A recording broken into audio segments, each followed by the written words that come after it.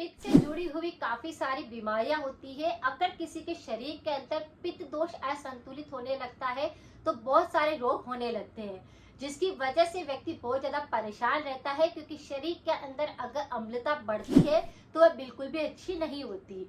यहाँ पर आज मैं आपके साथ में 4 ऐसे घरेलू उपाय बताऊंगी जिसको करने से आपको इंस्टेंट आराम मिलेगा। चाहे किसी भी प्रकार की पित्त से रिलेटिव आपको समस्या है वह बिल्कुल सही हो जाएगी। अगर इन उपायों को आप लगातार करेंगे तो आपको काफी सारी और भी बहुत सारी बीमारियां होती है उनमें भी आराम मिलेगा।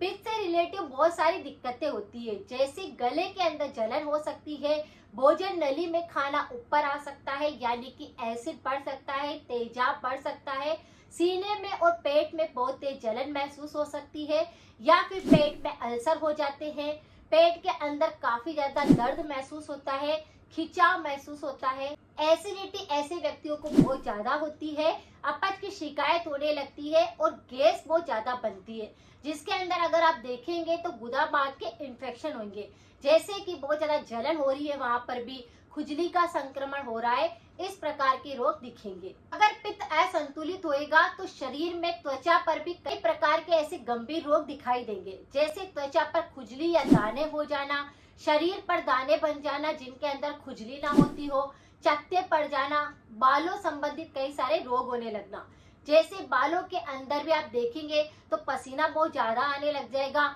बाल बहुत ज्यादा झड़ने लग जाएंगे, उनकी ग्रोथ रुक सी जाएगी। ऐसे व्यक्तियों को बहुत ही ज्यादा पसीना आता है और पसीना आने के साथ में पसीने से बदबू भी आती है। ऐसे व्यक्तियों को गले के अंदर छाले बहुत ज्यादा हो जाते हैं, मुंह के अंदर लार ज्यादा बनने लगती है, कफ बलगम जो होता है वो गले के अंदर ज्यादा बढ़ने लगता है, जिसकी वजह से आपके गले के अंदर, मुंह में कहीं पर भी घाव भी हो सकते हैं। तो पित्त दोष अगर जैसे ही असंतुलित होएगा तो ये सारी की सारी बीमारियां हो सकती है। अगर किसी भी व्यक्ति को बिल्कुल भी आराम नहीं हो रहा है और इम्यूनिटी भी काफी ज्यादा वीक हो गया है, तो आज 4 तरह की रेमेडी है, उनको किसी को भी एक को अगर आप लगातार करेंगे तो बहुत जल्द आपको आराम मिलेगा। और जैसे कि बहुत सारे लोग पूछते हैं कि इस रेमेडी को कब तक करना चाहिए, तो जैसे कि आपको थोड़ा सा आराम महसूस हो जाए तब इस उपाय को आप छोड़ दें, या फिर नियमित रूप से भी इन उपायों को आप करते हैं तो ये कोई भी नुकसान नहीं पहुंचाते। जैसे पहला उपाय यहाँ पर बहुत ही ज्यादा यूजफुल है। पहला उपाय जो है वह मक्खन, जो हम दही जमाते हैं उसके बाद जब छाछ बनोते हैं तब उस छाछ के अंदर ऊपर की तरफ जो पूरा बटर जैसा आने लगता है, जाग के द्वारा एक मक्खन सा इकट्ठा होने लगता है, उस मक्खन को आप एक कटोरी के अंदर निकाल लीजिए। और अगर ऐसे व्यक्तियों को एसिडिटी बहुत ज्यादा हो रही है या बहुत ज्यादा अम्लता शरीर के अंदर बढ़ चुकी है, तो आप क्या करें, 1 चम्मच रोजाना सफेद जो धागे वाली मिश्री आती है उस मक्खन और मिश्री का सेवन अगर आप करते हैं तो आपके पित्त दोष बिल्कुल संतुलित होने लगता है, हार्मोन्स बैलेंस में आने लगते हैं, इम्यूनिटी काफी ज्यादा पावरफुल बन जाता है, ये हड्डियों को मजबूत करता है, आपके शरीर के जितने भी दर्द होते हैं उनको खत्म करता है, बवासीर की समस्या को बिल्कुल ठीक करता है, हार्ट के लिए काफी ज्यादा यूजफुल होता है। और अगर किसी व्यक्ति का कोलेस्ट्रॉल काफी ज्यादा बढ़ा हुआ होता है तो इस मक्खन और मिश्री को खाने से कोलेस्ट्रॉल भी बिल्कुल कम होने लगता है। तो इतनी सारी बीमारियों को भी ये साथ में ठीक करेगा। मक्खन के अंदर काफी सारे न्यूट्रिशन वैल्यू होती है, जैसे इसमें मैग्नीशियम होता है, कैल्शियम होता है, आयरन होता है, विटामिन होते हैं, जस्ता होता है, जो कि काफी ज्यादा यूजफुल हमारे सारी बीमारियों को ठीक करता है। तो ठंडी तासीर की चीजों को हमको लेना है, जैसे अगर आपके शरीर के अंदर अम्लता बढ़ती है, ठंडी चीजों का सेवन आपको करना है जिनकी तासीर ठंडी होती है। मक्खन का सेवन करेंगे तो फर्क आपको 2 या 3 दिन में ही महसूस हो जाएगा। और अगर एसिडिटी हो रही है तो तुरंत ही अगर आप 1 चम्मच मक्खन खा लेते हैं तो एसिडिटी बिल्कुल सही हो जाती है। तो बहुत ही अच्छा उपाय है, आप इसको कर सकते हैं। दूसरा उपाय जो है वह है नारियल की गिरी। नारियल की गिरी जो है वो बहुत ज्यादा फायदा पहुंचाती है हमारे शरीर में अगर अम्लता बढ़ती है। अगर आपके शरीर के अंदर किसी भी प्रकार का दोष पाया जाता है और अगर आप कोकोनट का सेवन करने लगते हैं तो बहुत सारी बीमारियों में फायदा करता है। जैसे अगर किसी व्यक्ति के गले के अंदर छाले हो रहे हैं तो उसको बिल्कुल सही कर देगा। अगर आपका इम्यूनिटी काफी कमजोर होगा तो ये उससे सही हो जाएगा। अगर आपका हार्ट काफी ज्यादा कमजोर है तो कोकोनट खाने से हार्ट काफी मजबूत होता है, खून में वृद्धि होने लगती है, माइंड को बिल्कुल तंदुरुस्त बनाता है, हार्मोन्स को बैलेंस करता है, सबसे ज्यादा पाचन तंत्र पर काम करता है। तो अगर आपको बहुत ज्यादा अम्लता बढ़ती है और उससे जुड़ी हुई समस्या है तो आप कोकोनट गिरी को अच्छे से चबा चबा करके भी खा सकते हैं। ये आप गीला नारियल भी ले सकते हैं और आप सूखा नारियल भी ले सकते हैं। किसी भी प्रकार का कोकोनट होएगा, ये आपके शरीर के अंदर जाकर के आपकी अम्लता को बिल्कुल संतुलित करेगा, पित्त दोष को बिल्कुल सुधार देगा। और भी इसके साथ में बहुत सारी बीमारियां होगी, उन पर ये काम करेगा।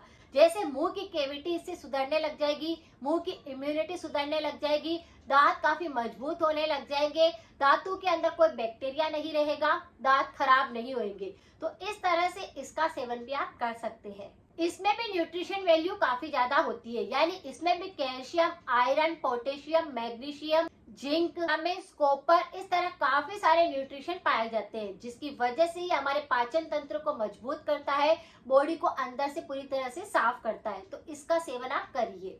तीसरा उपाय जो कि हमारे घर में बनी हुई एक दाल है, यानी मूंग की दाल का पानी, ये हमारे बॉडी के अंदर जाकर बॉडी को पूरी तरह से साफ करता है। इसमें काफी सारे विटामिन और प्रोटीन होने के कारण हमारे शरीर को अंदर से बिल्कुल सुरक्षा मिलती है। व्यक्ति के पित्त दोष असंतुलित होने लगता है तो मूंग की दाल का पानी बनाकर पीने से भी वह संतुलित होने लगता है और उससे जुड़े हुए और भी बहुत सारी बीमारियां होती है, वह बिल्कुल ठीक होने लगती है।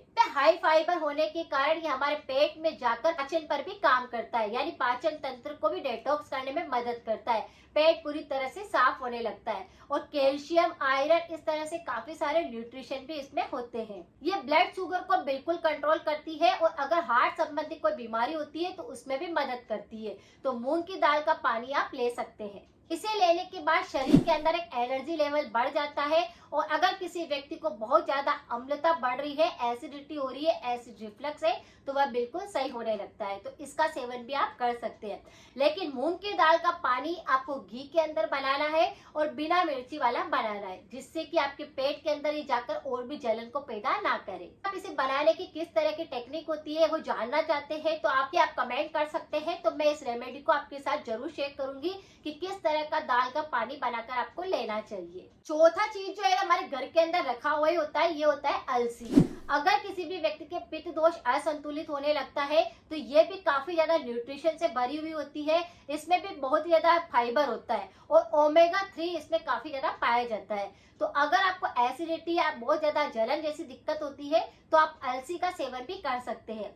अलसी को कई लोग होते हैं जो कि उनको सूट नहीं करता है, लेकिन सबसे अच्छा इसे लेने का जो तरीका होता है, आप अलसी को थोड़ा सा तवे पर रखकर भून लीजिए और एक डिब्बे के अंदर भरकर रख दीजिए। जब भी आप खाना खा ले, दिन भर के अंदर जब भी आपका मन करे, आप एक छोटे चम्मच भरकर अलसी के बीजों को खा लेते हैं तो इस प्रकार की समस्याएं फिर नहीं होती। ये पाचन को एकदम से मजबूत बनाता है, बॉडी को डिटॉक्स करता है। ये भी हमारी हड्डियों को मजबूत करता है, कोलेस्ट्रॉल को बिल्कुल कंट्रोल करता है, डायबिटीज पर काम करता है और स्किन और हेयर पर भी ये बहुत अच्छे से काम करता है। तो आपकी स्किन भी ग्लो करने लगेगी, आपके बाल भी मजबूत बनेंगे, उनकी ग्रोथ होने लग जाएगी।